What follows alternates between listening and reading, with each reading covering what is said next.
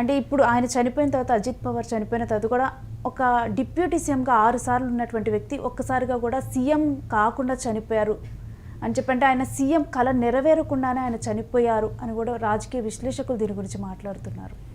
అజిత్ పవార్ అనే నేత కేవలం ఒక రాష్ట్ర డిప్యూటీ సీఎం అయితే దేశవ్యాప్తంగా ఇంత చర్చ జరిగేది కాదు. అజిత్ పవార్ అంటే కొంతమందికి పదవి దక్కినగా ఆ స్థాయి ఉండదు, కొంతమందికి పదవి దక్కగా ఆ పదవి కన్నా పెద్ద స్థాయి ఉంటుంది. అజిత్ పవార్ అనే నేత కొంతకాలం పాటు దాదాపు 2 దశాబ్దాలు మహారాష్ట్రలో ఎన్సీపీ రాజకీయం మొత్తం ఆయన పేరుకు శరద్ పవార్ ఉన్న ఎన్సీపీ రాజకీయం మొత్తం ఆయన నడిపాడు. ఏదో ఒక రోజు ఆయన సీఎం అవుతాడు అనుకున్నారు.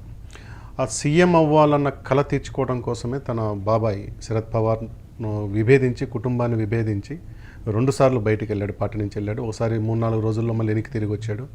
రీసెంట్గా వెనక్కి వెళ్ళిపోయి ఆయన సీఎం అవుతాడు అనుకున్నారు, కానీ సీఎం కాకుండా అతన్ని డిప్యూటీ సీఎంని చేస్తున్నారు. ఏక్నాథ్ షిండే సీఎం అయ్యారు, ఆయన డిప్యూటీ సీఎం అయినారు. ఒక రకంగా పవార్ కుటుంబానికి ఇది విషాదం అనుకోవాలి. ఎందుకంటే పవార్ కూడా ఏమంటారు రాజకీయ మాంత్రికుడు. ఆయన కూడా ఏం స్ట్రైట్ పాలిటిక్స్ ఏం కాదు.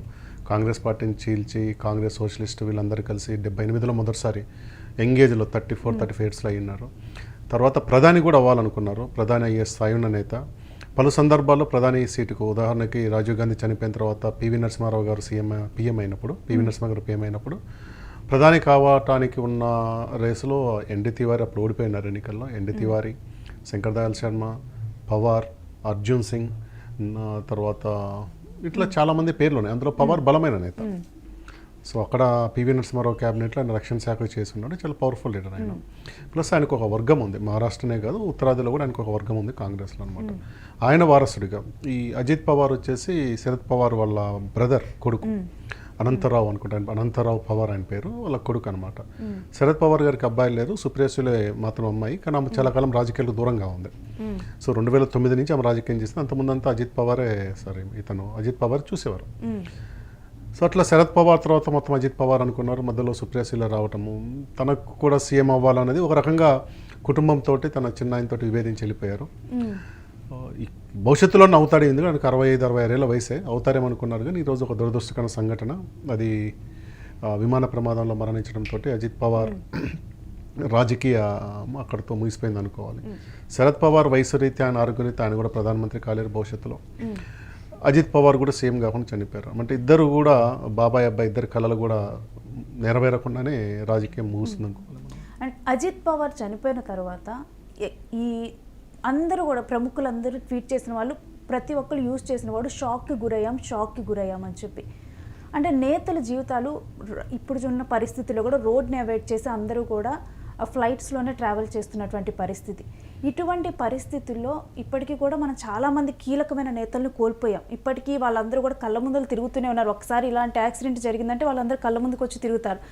ఇలాంటి సందర్భాలలో రాజకీయ నేతలకు కానీ ఎవరైతే ఫ్లైట్స్లో ట్రావెల్ చేస్తూ ఉంటారో వాళ్ళ భవిష్యత్తు గ్యారంటీ లేదా, వాళ్ళ భవిష్యత్తు అనే దానికన్నా కానీ అంటే వాళ్ళ లైఫ్కి గ్యారంటీ లేదా, ఎలా చూడాలి, లోపం ఎక్కడ ఉంది? రేణు, ప్రమాదం అనేది most unexpected. It's an accident by meaning it self. It's like not expected thing, not forecasted thing. So ఒక ప్రమాదం అనుకోకుండా జరుగుతూ ఉంది. ఆ ప్రమాదము రోడ్డు మీద పోతున్నప్పుడు, కార్లో పోతున్న వాళ్ళు జరగవచ్చు, ట్రైన్లో పోతే ట్రైన్ డీరైల్ అంటే పట్టాలు తప్పి జరగటం కావచ్చు, విమాన ప్రమాదంలో విమానం ఎగురుతున్నప్పుడు అది జరగవచ్చు, లేదా రోడ్డు మీద నడుచుకొని పోతున్న వాళ్ళని ఏదో ఒక మోటార్ బైక్ కారు కొట్టచ్చు. సో దీనికి గ్యారంటీ అంటూ ఏముండదు. అంటే చెప్తాం కదా, అంటే మనం మరీ వేదాంతం చెప్పకూడదు, కానీ ప్రమాదం అనేది ఏదో ఒక రూపంలో ఎక్కడైనా వస్తుంది. ఇంట్లో కూర్చున్నప్పుడు కూడా, ఇప్పుడు ఉదాహరణకి గత జూన్ అనుకుంటా 2025 జూన్లో విజయ రూపాని చనిపోయిన విమాన ప్రమాదంలో, ఆ రోజు మెడికల్ కాలేజ్ పిల్లలు హాస్టల్లో భోజనం చేస్తున్నప్పుడు ఆ హాస్టల్ మీద కూలి కొంతమంది మెడికల్స్ కూడా చనిపోయినారు. పాపం వాళ్ళకి ఏం సంబంధం లేని విషయం అది. అట్లా ఉంది. అయితే ఈ మధ్య కాలం జనరల్గా ఏంటంటే అన్నింటిలో కూడా సేఫ్టీ పారామీటర్స్ ఏంటంటే, రోడ్డు మీద సేఫ్టీ, మినిమం సేఫ్టీ ఉంటుంది. అంటే డ్రైవింగ్ చేసే వాళ్ళే జాగ్రత్తగా పోవాలి. రెండోది రైల్కి కొంత ట్రాకింగ్ సిస్టమ్ ఉంది. 2 రైళ్ళు ఎదురెదురు వచ్చి కొట్టుకోకుండా ఒక యాప్ కూడా ఏదో ఉంది. ఇది మన దగ్గర కూడా చేశారు, దాన్ని టెస్టింగ్ చేసి ఉన్నారు. తర్వాత రైల్ కాకుండా ఇన్స్పెక్షన్ అనేది కంటిన్యూస్గా చేస్తూనే ఉంటారు. అయినా ప్రమాదం జరగవచ్చు, కానీ తగ్గించడానికి కొంత జరుగుతూ ఉంటుంది. ఫ్లైట్స్లో ఎక్కువ మెజర్మెంట్స్ ఉంటుంది, సేఫ్టీ మెజర్మెంట్స్ ఇటన్నిటిలో కన్నా ఏమంటారు రోడ్డు రైలు కన్నా కానీ ఫ్లైట్స్లో ఎక్కువ మెజర్మెంట్ ఉంటుంది. మల్టీ లెవెల్ వెరిఫికేషన్ ఉంటుంది. అది ఒక టెక్నికల్ వెరిఫికేషన్ ఉంటుంది. తర్వాత ఏసీటీ ద్వారా మనకు ఏమంటారు కండిషన్స్, వాతావరణం పరిస్థితి ఏంటి ఎంత ఉంటుంది, ప్రతి దాన్ని కూడా చెక్ చేసి సర్టిఫై చేసిన తర్వాతనే ఫ్లై చేయనిస్తారు. అది ఆ ఇంజన్ కానీ లేకంటే ఇతర ఏమంటాము ఇతర పార్ట్స్ వీటన్నిటిని చూస్తారు. అది సర్టిఫై కాకుండా ఫ్లై కాలేదు, దీనికి అది ఫ్లై కాలేదు. మీద ఒక ఫ్లైట్ ల్యాండ్ అయిన తర్వాత కూడా మళ్ళీ అది ఫ్లై అవ్వాలంటే దానికి వెరిఫికేషన్ ఉంటుంది. దాని కెపాసిటీ ఏంటి, దాన్ని ఏమంటాము కెన్ ఇట్ ఫ్లై అనేది ఒక సర్టిఫికేషన్ లాంటిది వెరిఫికేషన్ ఉంటుంది అనమాట. అయినా కానీ ప్రమాదాలు జరుగుతున్నాయి. అంటే ఇక్కడ మనకు చాలా ప్రమాదాలు జరుగుతున్నట్టు చూస్తున్నాం. రోజు కొన్ని వేలు కూడా కాదు లక్షల ప్రయాణాలు ఉన్నాయి. అందులో కొన్నిసార్లు అరుదుగా జరుగుతూ ఉంటాయి. కొంతమంది ముఖ్యులు చనిపోయిన రోజు అది ఎక్కువ చర్చకు వస్తుంది. ఈరోజు అజిత్ పవార్ చనిపోయినాడు కాబట్టి ఇది ఎక్కువ చర్చకు వచ్చింది. వేరే సాధారణ పౌరులు 6 మంది చనిపోయినప్పుడు అసలు జనాల నోటీస్ కూడా రాదు ఇది మాట. ఇది అయితే ఇప్పుడున్న పరిస్థితుల రీతి ఏంటంటే ఫ్లైట్స్ని అవాయిడ్ చేసి వేరే మార్గాల్లో పోయే పరిస్థితి ఉందంటే అది లేదు. ఒకటి జర్నీ అవర్స్, ప్రయాణ సమయం 4-5 గంటలు పడుతుంది, లేక 10 గంటలు పడుతుంది. లేదా మనం ఇక్కడ నుంచి ఢిల్లీ పోవాలంటే 24 అవర్స్ పడుతుంది ట్రైన్లో. అదే ఫ్లైట్ అయితే 1.5 hours 2 hours కదా పోతుంది. అందరు కొంత రిస్క్ ఉంది. నాకు తెలిసిన ఒక మాజీ మంత్రి గారు ఉన్నారు.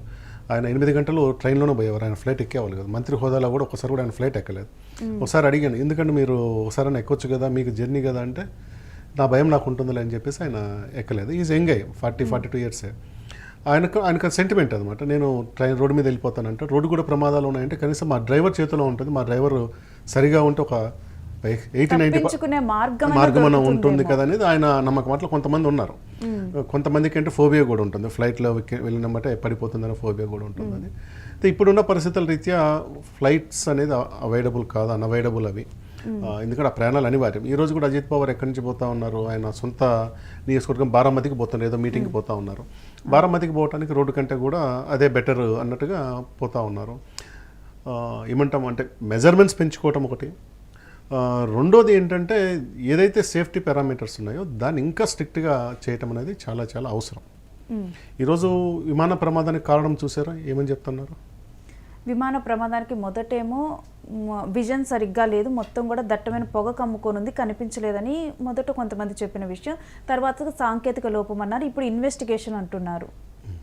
సో ఈరోజు హైదరాబాద్ నుంచి విజయవాడ వెళ్ళి మళ్ళీ విజయవాడ నుంచి హైదరాబాద్ ఫ్లైట్, మార్నింగ్ ఫ్లైట్ 6:30కి వెళ్ళాల్సిన ఫ్లైట్ 8:30కి ఇచ్చారు దానికి టేకాఫ్కి. ఎందుకంటే ఇక్కడ ఈరోజు విజిబిలిటీ సరిగా లేదు, ఫాగ్ ఎక్కువ ఉందని ఇచ్చారు. సో అది 8:30కి రావాల్సిన ఫ్లైట్ 10:30కి, అంటే హైదరాబాద్ నుంచి విజయవాడ వెళ్ళి విజయవాడ నుంచి మళ్ళీ హైదరాబాద్కి రావడానికి 8:30కి రావాల్సిన 10:30కి వచ్చింది అనమాట. ఇక్కడ బారామతి దాంట్లో జరిగిన దాంట్లో అలాంటిది ఖచ్చితంగా విజిబిలిటీ సమస్య ఉన్నట్టు కనిపిస్తూ ఉంది. వాళ్ళు కరెక్ట్గా ఐడెంటిఫై చేయలేకపోయినారేమో అనుకున్నారు, రన్వేని కరెక్ట్గా ఐడెంటిఫై చేయలేదు. ఇప్పుడు అదే పెద్ద ఎయిర్పోర్ట్ అనుకోండి, మీకు లైట్స్ సిస్టమ్ చాలా బలంగా ఉంటుంది. బారామతి చాలా చిన్నది, మన దగ్గర ఉన్న పుట్టపర్తి లాంటిది.